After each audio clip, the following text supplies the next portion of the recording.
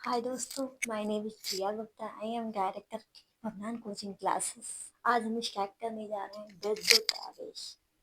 Okay, आज हम पढ़ेंगे अपने क्लास 12th का टॉपिक विद्युत आवेश। विद्युत आवेश के बारे में हम पूरी नॉलेज लेंगे, जहाँ से हमें नॉलेज मिल सकती है हम वहाँ से नॉलेज लेने की कोशिश करेंगे कि विद्युत आवेश होता क्या है, जिसमें हम अपने हर एक कंसेप्ट को क्या कर रहे हैं। विद्युत आवेश एक ऐसा टॉपिक है जिसके बीच हम देखते हैं किसी चीज को कैसे सॉल्व किया जाता है कि नहीं है। विद्युत आवेश होता क्या है इसके बारे में हम देखेंगे। आज हम नई नई कहानियों के बारे में सुनेंगे। जैसे हमने सुना होगा, दादी हमारी कहानी सुनाती थी, नानी हमारी कहानी सुनाती थी, सेम हम उसी रीजन से कहानी सुनेंगे। आज कहानियों के जरिए विद्युत आवेश को के कंसेप्ट को क्या करेंगे, सॉल्व करेंगे। आगे हमारे साथ जुड़े रहिए, देखते हैं विद्युत आवेश होता क्या है। देखिए, किसी पदार्थ का वह गुण, किसी पदार्थ का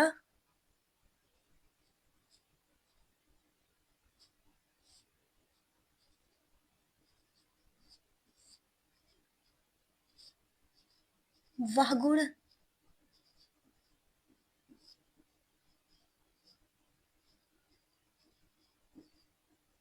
में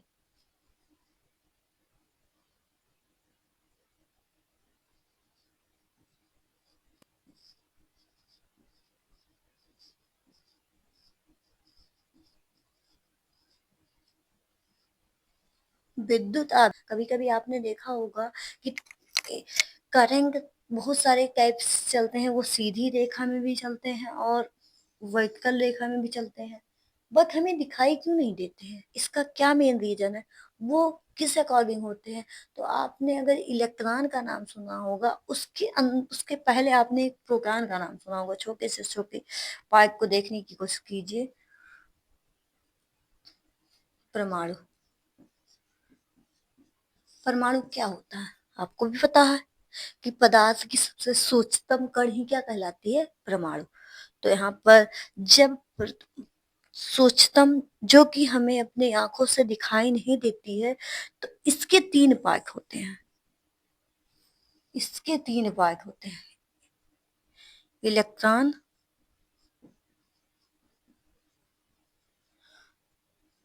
प्रोटॉन,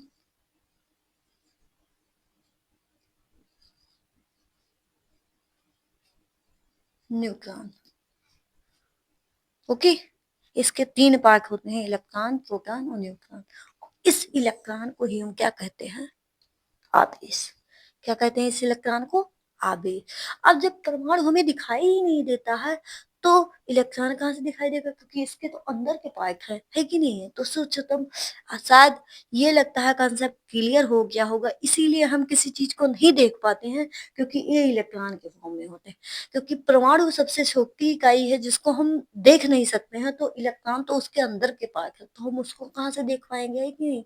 हाँ, मैग्नीफाइंग ग्लास से देख सकते हैं, ये बात नहीं है, बट इसको हम अपनी अपनी आंखों से तो नहीं देख सकते, नग्न आंखों से नहीं देख सकते। मैग्नीफाइंग ग्लास लगा ले या कोई चीज और लगा ले, तो उससे हम इस कंसेप्ट को क्या कर सकते हैं? सॉल्व कर सकते हैं।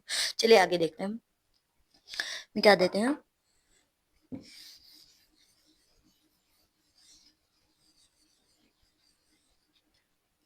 तो परमाणु क्या होती है, आवेश क्या है, पता चला।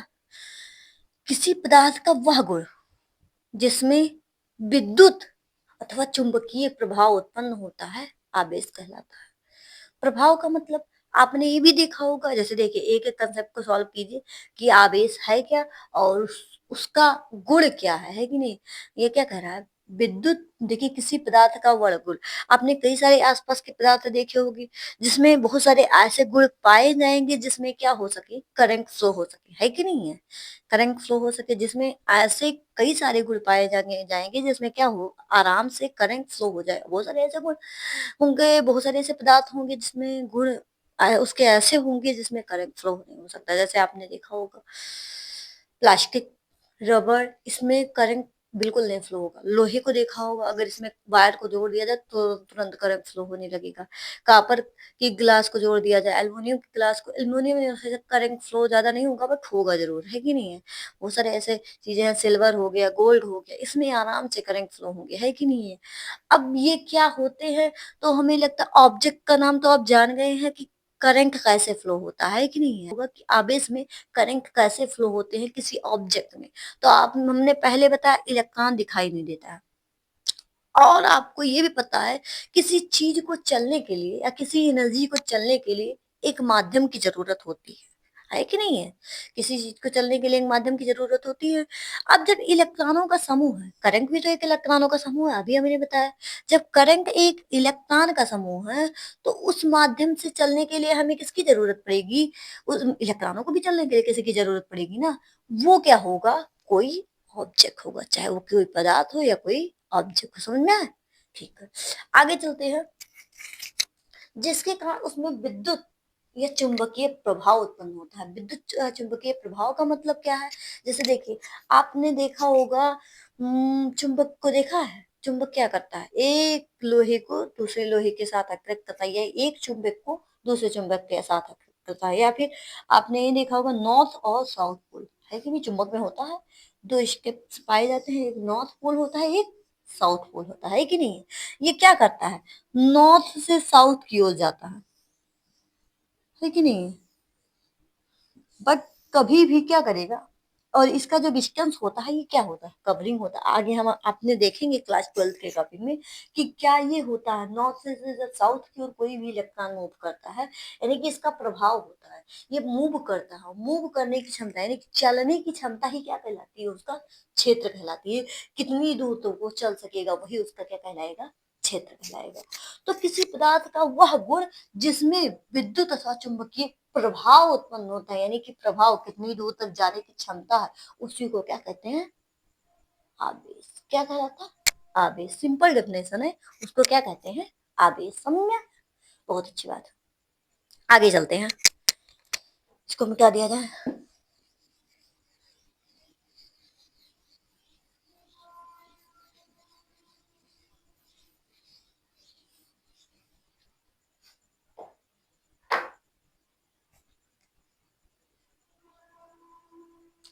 आवेश का फॉर्मूला देख लिया जाए कि आवेश होता कैसे है। हमने जिस जिस चीज को बताया उसी को। जैसे देखिए, आवेश को हम क्या करते हैं? क्यू से दिखाते हैं, है कि नहीं। इसका नाम होता है चार्ज। इंग्लिश में इसको क्या कहते हैं? चार्ज। चार्ज को हम क्यू से दिखाते हैं। Okay, Q. Q is equal to, अब और देखेंगे कहाँ पर कितना आवेश होगा। जैसे देखो, कहाँ पर कितना आवेश है तो उस आवेशों की संख्या, मतलब आवेश है लेकिन वहां पर आवेश होने की वजह से वहां इलेक्ट्रॉन तो मौजूद होगी ना। उस इलेक्ट्रॉनों की संख्या यन। संख्या को तो आपने पता होगा, नॉर्मली एन से दिखाते हैं, स्मॉल एन से। और क्या होता है? ई। क्या होता है? ई। ई क्या है? इलेक्ट्रॉन हो गए, इलेक्ट्रॉनों का मास। क्या होता है? इलेक्ट्रॉन का मास। तो Q is equal to N E. तो इसका हिंदी में नाम लिख लेते हैं, आवेश इज इक्वल टू, आवेश is equal two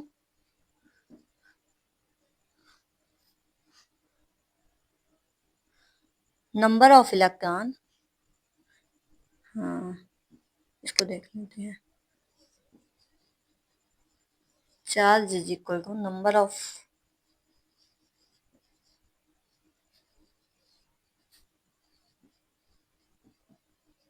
electron into मास।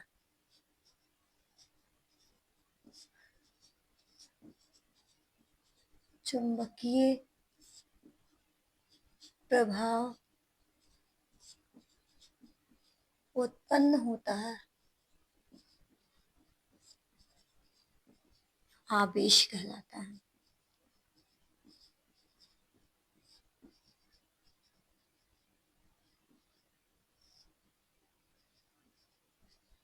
हमने देखा होगा कई जगह पर कि आवेश वायरों में निकलता है, सोकर सब लोग कहते हैं कि तार में आवेश जाता रहता है कि नहीं है। तो तार में आवेश जाने का क्या मतलब है? आखिर तार में आवेश क्यों जाता है? Charge of electron.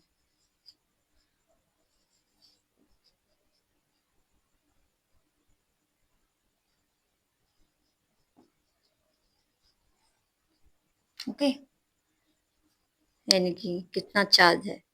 नेगेटिव में इलेक्ट्रॉन, और इलेक्ट्रॉनों का द्रव्यमान कितना दिखाता है, 1.66।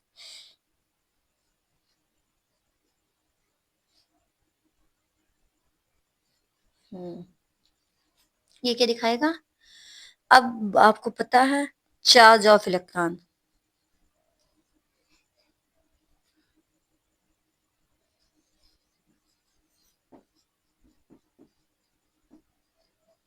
Charge of electron is equal to क्या होगा, 1.6 इंटू 10 के पावर माइनस 9। ओके, इलेक्ट्रॉनों की संख्या इतनी होगी और प्रोटॉनों की संख्या कितनी होगी, ये भी जान लो। चार्ज ऑफ इलेक्ट्रॉन प्रोटॉन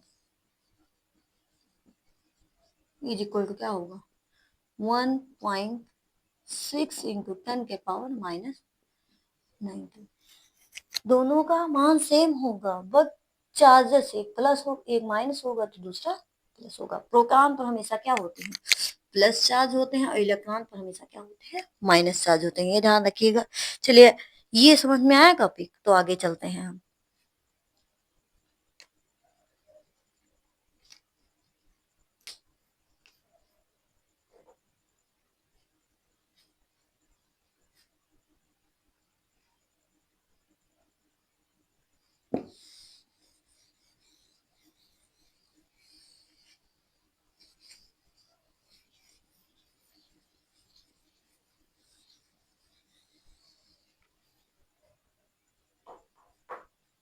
और समझ हो इधर, आगे चले, कोई दिक्कत तो नहीं है। ठीक है, आगे चलते हैं।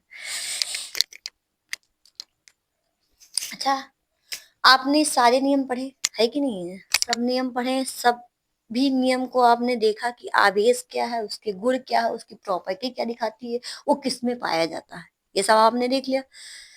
अब हम उसको देखेंगे, उसके नियम भी देखे, उसके फॉर्मूले भी देखे, वो किस तरीके से काम करता है ये हमने देखा। अब इस नियम को भी तो कुछ नाम देंगे, है कि नहीं। इस नियम को हम क्या कहते हैं, क्वांटीकरण नंबर, है कि नहीं, या क्वांटीकरण संख्याएं। इस नियम को विद्युत आवेश, देखिए,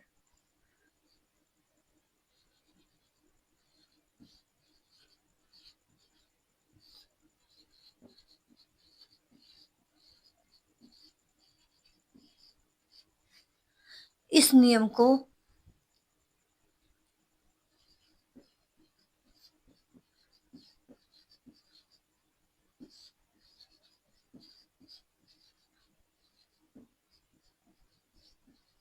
क्वांटीकरण संख्या कहते हैं। समझ में आया? विद्युत आवेश के इस नियम को हम क्वांटीकरण संख्या या क्वांटीकरण भी कहते हैं। क्वांटीकरण संख्या या क्वांटीकरण भी कहते हैं। समझ में? ओके। अब ये कितने प्रकार के होते हैं, आवेश के बारे में हमने देख लिया, उसके हर एक स्टेप के बारे में देख लिया, वो कहाँ कहाँ से पाया जाता है, वो किस अकॉर्डिंग पाया जाता है, ये हमने देख लिया। अब ये किस माध्यम से हमें देखना है कि इसमें क्या क्या चीजें ऐसी होती है जिसको हम क्या कर सकते हैं, गिनो कर सकते हैं कि कितने प्रकार के होते हैं, इसको किस प्रकार से देखा जा सकता है। चलिए आगे हम देखते हैं।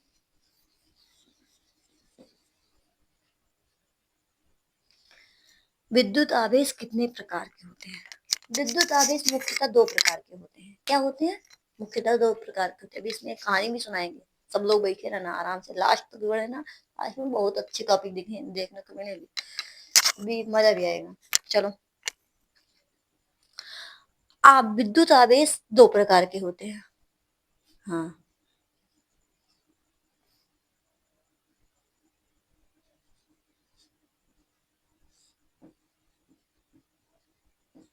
आवेश के प्रकार,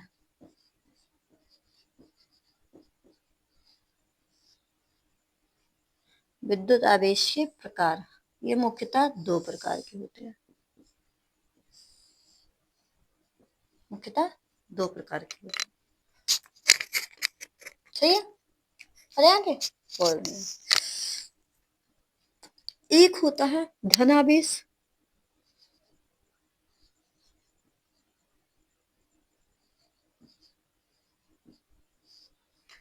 धनावेश और दूसरा होता है ऋणावेश। सही है। आज हम विद्युत आवेश ही देख रहे हैं।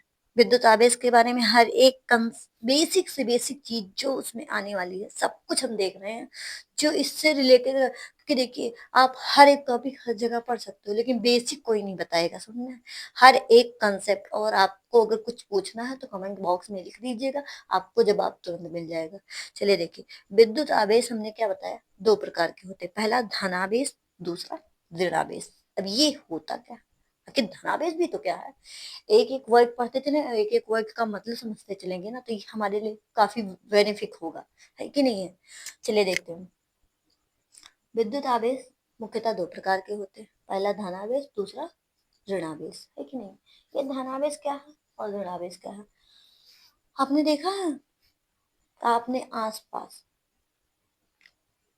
जैसे आपके घर में भाई बहन होंगे ना, तो आप अपने भाई या बहन के साथ मार्केट करेंगे। आपके पास मान लिया जाए 2 रुपए और आपके भाई के पास 5 रुपए, है कि नहीं। और आपको समोसे खाना है, और समोसे की कीमत उस समय दुकानदार वाला बता रहा है कि 7 रुपए, है कि नहीं। और आपके भाई को मिठाई खाना है, नहीं, भाई मिठाई रहने दीजिए, बट समोसे वाला कंसेप्ट सही है कि नहीं। तो आपके भाई को क्या करना है, आपके भाई को भी समोसा खाना है और आपको भी समोसा खाना है, और आपके पास 2 रुपए हैं और उसके पास 5 रुपए हैं, है कि नहीं है। तो 2 रुपए हैं और 5 रुपए हैं, तो अब एक बात बताइए, 2 रुपए हैं या 5 रुपए हैं, तो आप क्या करोगे। जो अब क्या करोगे, अपने भाई से 5 रुपए मांगोगे तो आपका भाई देगा 5 रुपए, देर कैसे दे सकता है कि नहीं है। अगर दे दिया तो सही है, बट नहीं दिया तो क्या करोगे, बोलो, सोच कर बताइए। अगर वो नहीं दिया आपको तो क्या करोगे, तो आपको तो भी देना पड़ेगा ना।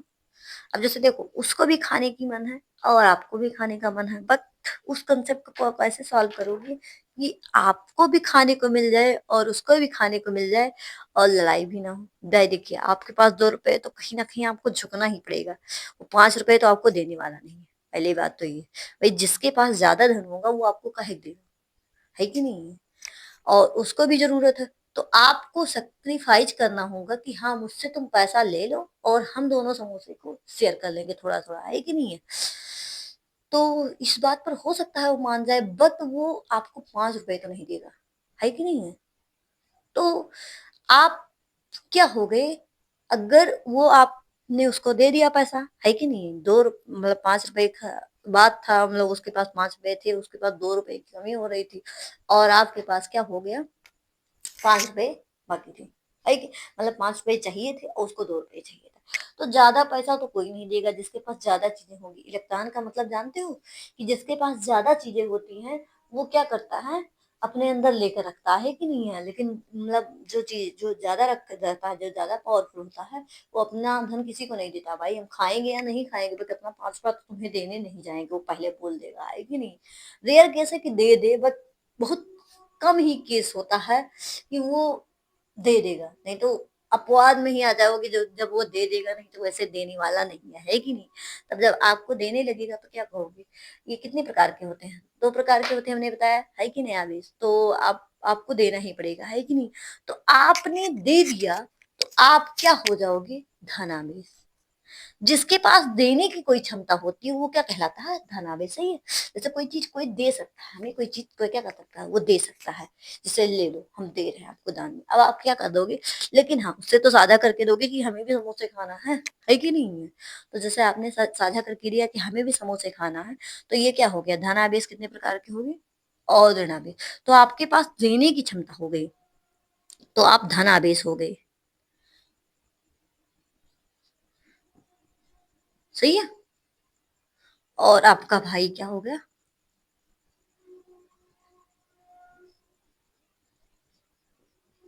ये कंसेप्ट थोड़ा उल्टा है, ध्यान रखिएगा। आपके पास देने की क्षमता है, आप उसको पे कर सकते हो, जब आप उसको पे कर सकते हो तो वो क्या कर सकता है, वो आप दान दाता बन जाओगे, देने वाला दान दाता। नेता, प्रधानमंत्री, विधायक सब बनते हैं ना, यही चीजें हैं। और ऋणावेश कौन हो गया? हम लोग, जिसको हम लोगों को दिया जाता है। जैसे आपने भाई भाई आपने अपने भाई को दिया तो आपका भाई क्या हो गया? ऋणावेश, है कि नहीं? लेने वाले को क्या कहते हैं? ऋणावेश कहते हैं, और देने वाले को कहते हैं धनावेश कहते हैं। जिसके पास, अब वो अपने दिल को खोल के दे रहा है आपके पास, उसके पास कम भी था लेकिन वो दे दिया, है कि नहीं है? हाँ, बट वो उसका रीजन अलग है, लेकिन वो क्या कहलाएगा? दानदाता ही कहलाएगा, और ये मांगने वाला भिखारी ही कहलाएगा ना, है कि नहीं? और कैसा नहीं है, आपका भाई भी अच्छा होगा, आपको भी दे देता होगा, ये बात नहीं है, बाकी ये ऋणावेश और धनावेश पर लागू होता है।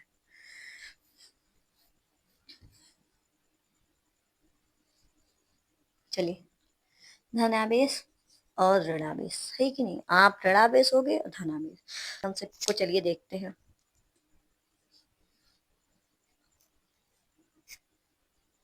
भगवान ने हमें सब कुछ दिया है, हम देने के लिए आपको तैयार है, बट देखना जरूरी है आपको ये भी।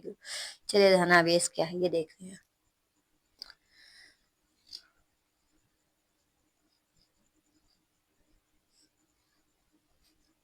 जब किसी पदार्थ में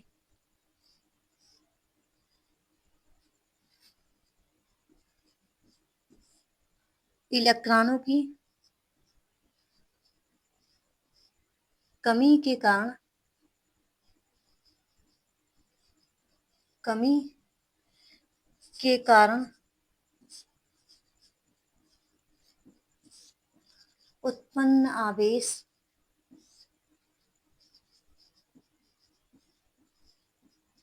धनावेश कहलाते हैं। धनावेश कहलाते हैं।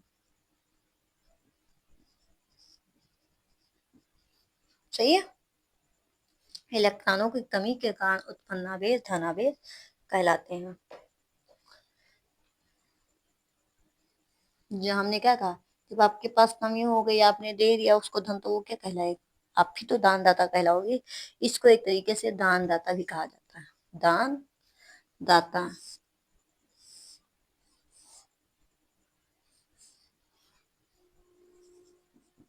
दान दाता। चलो, ऋणावेश देखते हैं। ऋणावेश, जब किसी पदार्थ में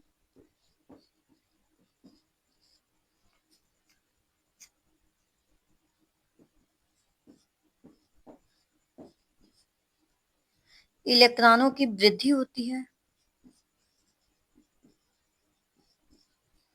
वृद्धि होती है,